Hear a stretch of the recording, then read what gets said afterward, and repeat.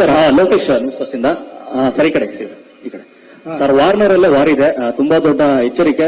Thanks, ಒಳ್ಳೆ content. So ಇಡೀ ಸಿನಿಮಾನ ಹಿಂದಿನ ಕಂಟೆಂಟ್ ನೋಡ್ಕೊ ಬಂದ್ರೆ ಅದು ಕಲರ್ಫುಲ್ ಟೋನೇ ಬೇರೆ ಇದೆ, ಕಲರ್ ಟಿಂಟೇ ಬೇರೆ ಇದೆ. ಸೊ ಇದು ಈ ಕಂಟೆಂಟ್ ಬೇರೆ ತರ ಇದೆ.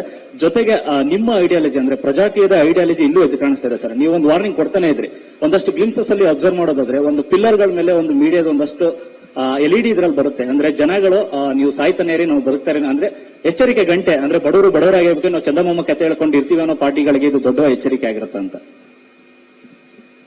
ಇಲ್ಲ, ನಾನು ಹೇಳೋದಕ್ಕಿನ್ನ ಅದು ನನ್ನೊಬ್ಬನ ವ್ಯೂ ಪಾಯಿಂಟ್ ಆಗುತ್ತೆ. ನಾನು ಆದಷ್ಟು ನಿಮ್ಮೆಲ್ಲರ ವ್ಯೂ ಪಾಯಿಂಟ್ ನ ತರಕ್ಕೆ ಪ್ರಯತ್ನ ಪಡ್ತೀನಿ ಯಾವಾಗ್ಲೂ. ಯಾಕಂದ್ರೆ ಒಂದು ಹೇಳ್ತೀನಿ ಕೇಳಿ, ಒಂದು ಸಿನಿಮಾ ನಾನೊಂದು ಫ್ಯಾಮಿಲಿ ಬಗ್ಗೆ, ಒಬ್ಬ ಹೀರೋ ಬಗ್ಗೆ ಕತೆ ಮಾಡಿದ್ರೆ ಅದು ಆ ಹೀರೋ ಬಗ್ಗೆ ಕತೆ ಆಗುತ್ತೆ. ಅವನ ಎಮೋಷನ್, ಅವನಿದು ನೀವೆಲ್ಲ ನೋಡ್ತೀರಾ, ಖುಷಿ ಪಡ್ತೀರಾ, ನಿಮ್ಮನ್ನ ನೀವು ಆ ಹೀರೋ ನೋಡ್ಕೊಂತೀರಾ. ಯಾರೋ ಒಬ್ರಿಗೆ ಏನೋ ಪ್ರಾಬ್ಲಮ್ ಆಗ್ತಾರೆ, ಒಬ್ಬ ಹೀರೋ ಎದ್ದು ಬಂದ್ರೆ ಫುಲ್ ಖುಷಿಯಾಗಿ ಬಿಸಿಲು ಹೊಡಿತೀರಾ, ಹೀರೋಗಳನ್ನ ಸೃಷ್ಟಿ ಮಾಡ್ತಾನೆ ಇರ್ತೀರಾ.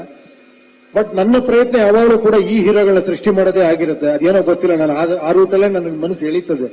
ನನಗೆ ಹಲವಾರು ಕೋಟ್ಯಾಂತರ ಹೀರೋಗಳನ್ನ ಸೃಷ್ಟಿ ಮಾಡಬೇಕು ಅಂತ ಆಸೆ.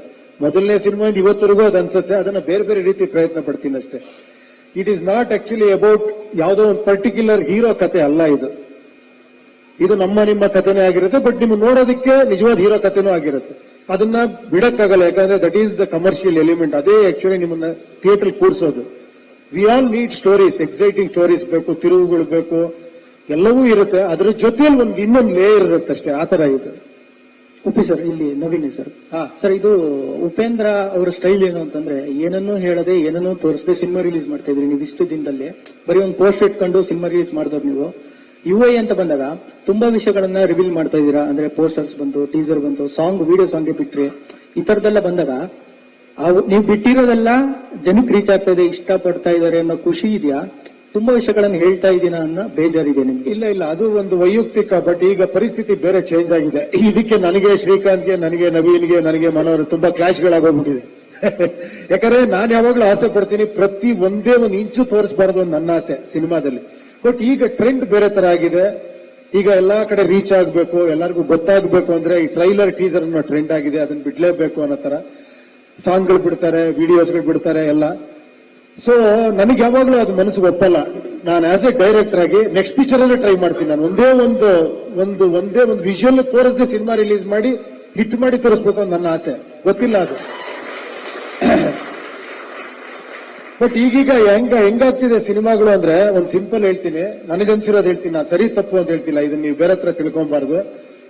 ಆಮೇಲೆ ಎಲ್ಲರೂ ಒಂದು ಟ್ರೆಂಡ್ ಅಲ್ಲಿ ಹೋಗ್ತಿದ್ದಾರೆ. ಹೆಂಗೆ ಅಂದ್ರೆ, ಈ ಟ್ರೈಲರ್ ಟೀಸರ್ ನ ಕಾನ್ಸೆಪ್ಟ್ ಹೆಂಗಾಗ್ಬಿಟ್ಟಿದೆ ಅಂದ್ರೆ, ಒಂದು ಮದುವೆ ಮನೆ ಊಟಕ್ಕೆ ಹೋದಾಗ ಆ ಮದುವೆ ಮನೆಯಲ್ಲಿರೋ ಎಲ್ಲಾ ಊಟನ ಒಂದು ಇಷ್ಟಿಷ್ಟು ಹಾಕ್ಬಿಟ್ಟು ಪ್ಲೇಟ್ ಅಲ್ಲಿ ಕೊಟ್ಬಿಟ್ರು, ನೋಡ್ಕೊಳ್ಳಿ ಅಂದ್ರೆ ಇಡೀ ಸಿನಿಮಾ ಹೆಂಗಿದೆ ಅಂತ ಗೊತ್ತಾಗೋಯ್ತು ಅಲ್ವಾ? ಇದು ಗೊತ್ತಿಲ್ಲ ನನಗೆ, ಇದು ಪ್ಲಸ್ ಮೈನಸ್ ಗೊತ್ತಿಲ್ಲ. ಬಟ್ ಈ ಟ್ರೆಂಡ್ ಹಂಗಿದೆ, ಏನು ಮಾಡಕ್ಕಾಗಲ್ಲ. ಯಾಕಂದ್ರೆ ಜನ ಬರ್ಬೇಕು ಅಂದ್ರೆ ಇದು ಮಾಡ್ಲೇಬೇಕು ಅಂತಿದೆ. ಬಟ್ ಹಂಗಂತ ಇದನ್ನ ಹೊಡೆದೂ ಮಾಡ್ಬೋದು, ಇಲ್ಲ ಅಂತೇನಿಲ್ಲ. ಆ ಕ್ಯೂರಿಯಾಸಿಟಿ ಕ್ರಿಯೇಟ್ ಬೇರೆ ತರನೂ ಮಾಡ್ಬೋದು. ಆದಷ್ಟು ನಾವು ಅದನ್ನ ಟ್ರೈ ಮಾಡಿದೀವಿ. ಇದ್ರಲ್ಲಿ ಆದಷ್ಟು ತುಂಬಾ ವಿಷಯಗಳನ್ನ ಬಿಟ್ಕೊಟ್ಟಿಲ್ಲ. ಏನಿದ್ರು ಒಂದು ವರ್ಲ್ಡ್ ಗ್ಲಿಮ್ಸ್ ತೋರಿಸಿದೀವಿ. ಒಂದೆಲ್ಲ ಒಂದು ಸಣ್ಣದಾಗಿ ಇನ್ನೊಂದು ಕೇವಲ ಒಂದು 15 ಡೇಸ್ ಇರೋದ್ರಿಂದ ನಮ್ಗಿವಾಗ ಬೇಕೇ ಬೇಕಾದ್ರೆ ಯಾವಾಗ ರಿಲೀಸ್ ಆಗುತ್ತೋ ಏನೋ ಅನ್ನೋ ಡೌಟ್ಗಳು ಎಲ್ಲರಲ್ಲೂ ಇದೆ. ಸೊ ಇದು ರಿಲೀಸ್ ಆಗ್ತಿದ್ಯಪ್ಪ, ಎಲ್ಲ ಲ್ಯಾಂಗ್ವೇಜ್ ಆಗ್ತಿದೆ ತೋರ್ಸಕ್ಕಾರೆ ನಾವು ಮಾಡ್ಲೇಬೇಕು ಇದನ್ನ. ಸೊ ಒಂದು ಅನಿವಾರ್ಯವಾಗಿತ್ತು. ಪ್ಲಸ್ ಆಮೇಲೆ ಇದನ್ನ ನೀವು ನೋಡಿದಾಗ ಸಿನಿಮಾಗೆ ತುಂಬಾ ಪ್ಲಸ್ ಆಗುತ್ತೆ. ಯಾಕಂದ್ರೆ ಈ ಮೈಂಡ್ ಸೆಟ್ ನೀವು ಸಿನಿಮಾ ನೋಡಿದಾಗ ತುಂಬಾ ವಿಷಯಗಳು ಅರ್ಥ ಆಗುತ್ತೆ ನಿಮ್ಗೆ. ಸೊ ಅದಕ್ಕೋಸ್ಕರ ಇದನ್ನ ಇದು ಮಾಡಿರೋದು.